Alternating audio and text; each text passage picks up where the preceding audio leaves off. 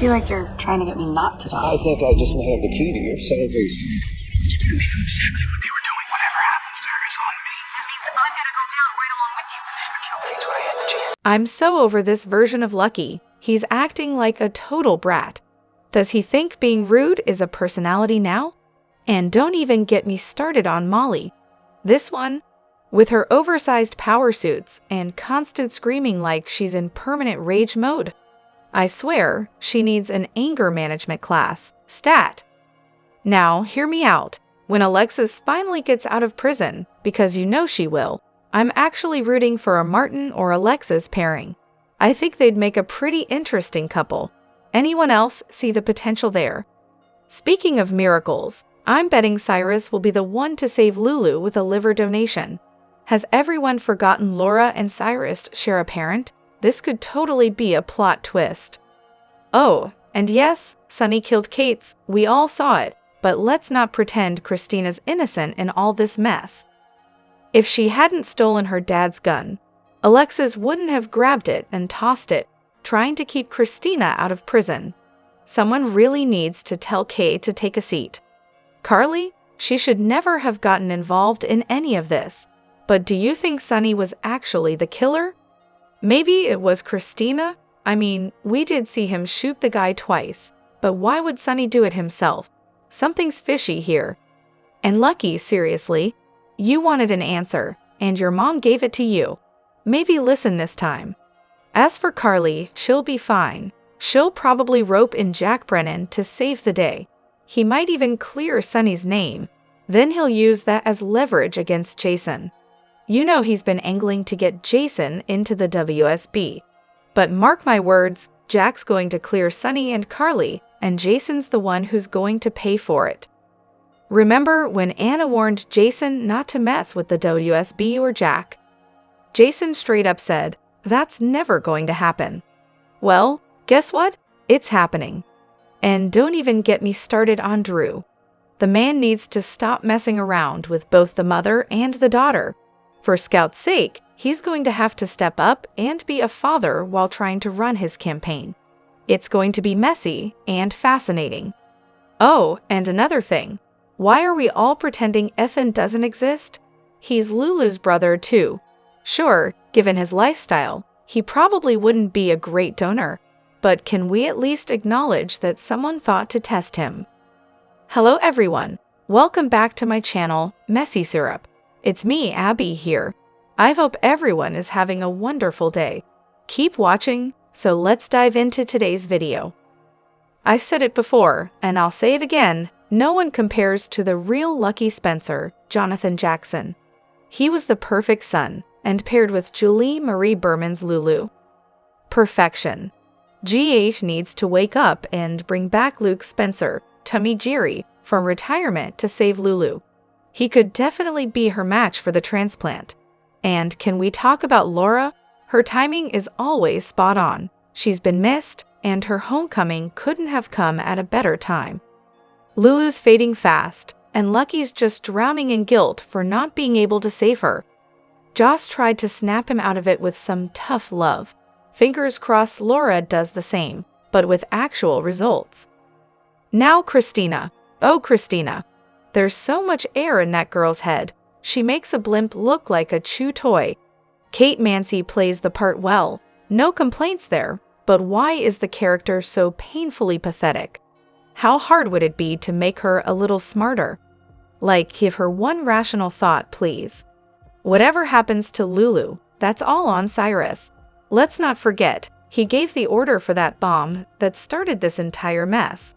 And while we're at it, can someone stop coddling Christina? Doesn't she have a job or something? Why does she have all this free time to be so annoying and miserable like her mom and sister? Someone give her something to do, anything. And seriously, hasn't everyone in Port Charles been tested as a possible organ donor by now? Is there some holdout we don't know about? Could it be Sam? Oh, and let's not forget about Charlotte, Lulu's daughter. Why is Anna just sitting on her hands instead of trying to find her? Come on, Anna. Is anyone else completely over the Lulu storyline? It's dragging on forever. It's getting old fast, and now they're pushing Sam out of the show. That's a huge mistake. She's been around forever, and firing her because she wouldn't take a pay cut? Infuriating. But of course, they bring back Bimbo, Holly, and Lucky. That's not cheap, is it? And now they're even bringing back Steve Baldwin? Why? Carly cracks me up. Now she's freaking out about going down for lying about Sonny's alibi? Seriously? Like she doesn't know by now that getting involved with Sonny is basically signing up for disaster. Every woman who gets tangled up in his mess ends up regretting it. Carly, girl, you should have learned this lesson a long time ago. And Natalia, oh, honey, run. Sonny's lost his charm ages ago, and trust me, he's not worth the chaos that comes with him. Meanwhile, Lulu's lying there on life support, hooked up to every machine imaginable. It's almost funny how TV just throws medical realism out the window. Do they even do liver transplants for people on life support? Or people in comas? Probably not, but hey, welcome to soap opera logic. I hope Lucky sticks around in Port Charles. Anyone know how long Jonathan Jackson's staying? He's the OG Lucky, and I've always liked him, even if some fans don't. Will he get another moment to shine, or will it be someone else swooping in? Heather Weber saving Lulu? Now that would be a twist, but come on, can Lucky really not be the hero this time? Also, is Sonny really about to turn himself in before finding out that the gun that could clear Alexis has already been found? Or is he gonna back out of this noble act at the last minute? And who even fished that gun out and sent it to the PCPD? And can we talk about Jason for a second? He needs someone new, but Anna is definitely not it. For so many reasons. Oh, and before I forget, can we give Carly some credit here? All of Sonny's baby mamas love throwing her under the bus, but she's the one who always steps up for their kids. She's all about family, and that's exactly why Sonny trusts her the most. She's the ultimate ride-or-die chick. Sorry, haters, but she's far from the weakest link. It's wild, right? The gun that showed up at the police department wasn't even found by the cops. And who's to say it's even the right gun? Alexis tossed Christina's stolen gun off the bridge, but that wasn't the actual murder weapon. Jason already destroyed the real one, so even if they run tests on the one they got, it's not going to match. What does that mean? Alexis should be cleared, and they can't really prosecute Sonny either. But here's the real mystery. Who sent that boxed gun to the PCPD and called in the bomb threat? Was it Brennan? Trying once again to swoop in, fix all of Carly's problems, and pull her away from Sonny? Now that would be a move. Thoughts? Let's get real though, Sonny's no hero in all this. He dragged his feet for way too long before confessing, letting Alexis suffer in the meantime. Shame on him for that. If Carly gets away scot-free for her part in locking Alexis up, and stays silent just to save her own skin, then GH deserves a full-on boycott. Carly's been strutting around, flirting, and acting like she's the queen of the universe with zero regard for what she's done to Alexis. And honestly, I'm not even an Alexis fan, but Carly? Yeah, I think you get where I stand now. As for Lucky, his liver counts could have been thrown off because his body was still healing from all that trauma.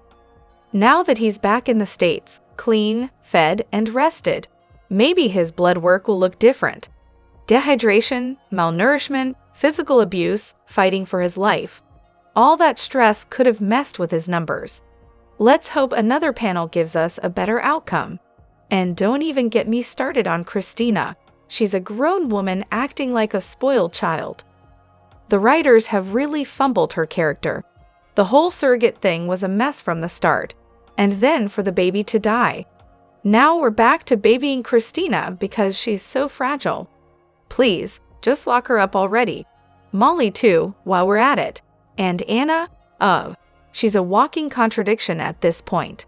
Maybe she should arrest Pikeman or Valentine, then she'll actually earn some credit. Honestly, Carly and Sonny need to have one giant, dramatic public blowout.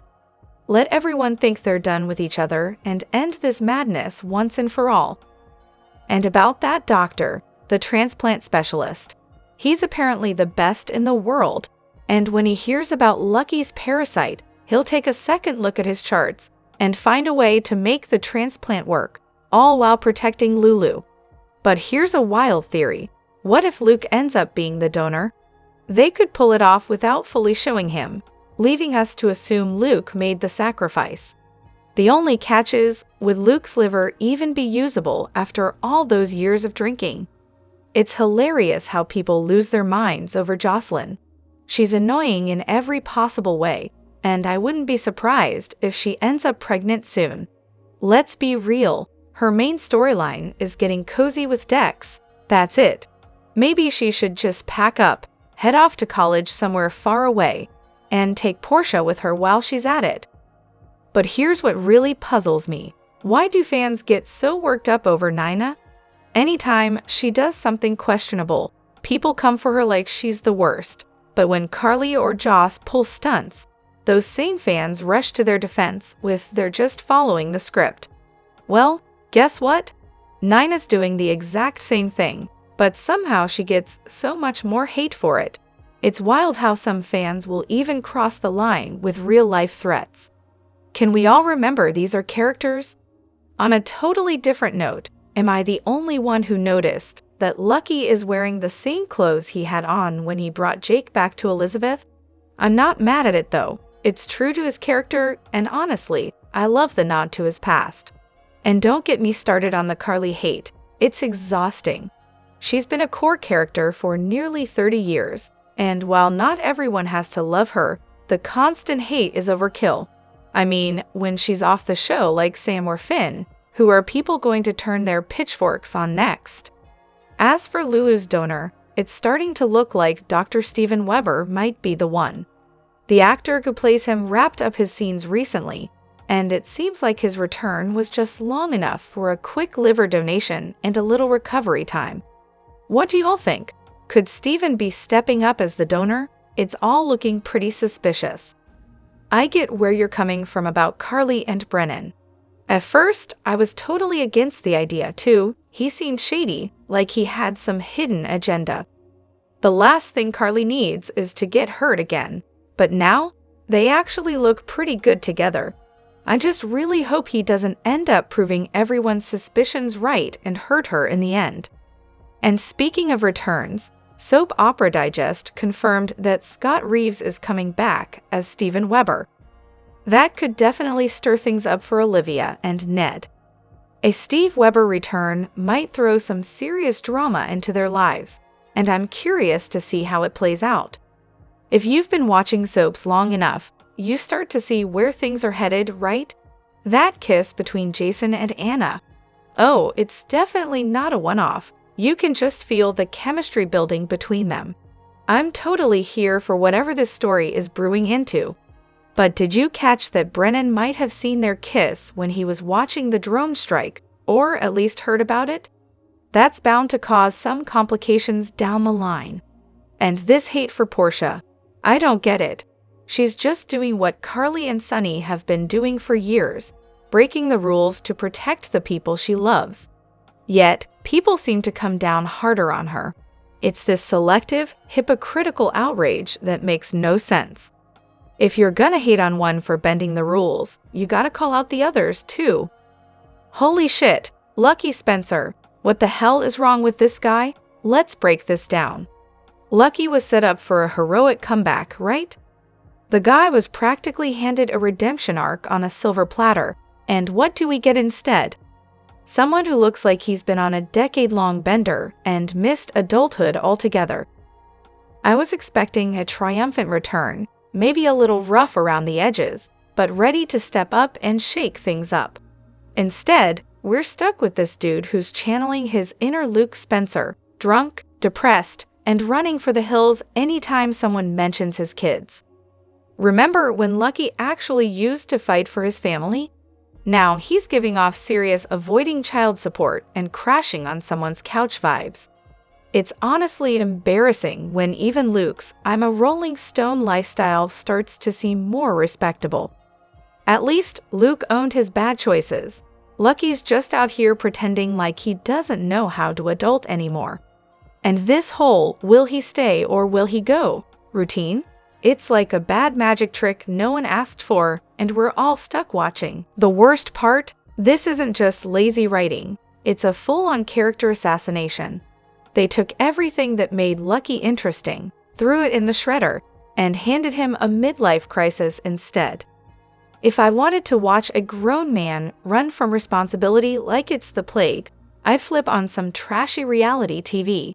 Come on, Lucky, get it together. Jack Brennan is the only bright spot on the show. Okay, I get it. GH has been a bit of a dumpster fire lately. Half the characters feel like they're acting out of some weird fanfiction. And don't even get me started on the plot lines that make zero sense. But Jack Brennan? Yeah, I see why people are into him. He's exactly what a soap needs right now. He's got that mysterious bad boy vibe, but without being an outright villain. He's a spy, perfectly dramatic and soapy. And unlike half the cast, he's actually smart and competent. Plus, let's be real, at least one of his motivations is refreshingly simple. He wants Carly. It's sleazy, but at least it's honest, right? And thank God he's not another long-lost sibling or some cousin twice removed. There's nothing worse than finding out the one interesting character on the show is somehow related to everyone else. But I agree, give the writers time, and they could find a way to ruin it. That being said, I don't think Brennan's the only bright spot.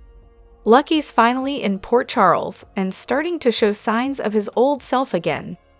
New Lucas looks like he has some real potential, and Tracy? She's always a blast, no matter how bad things get.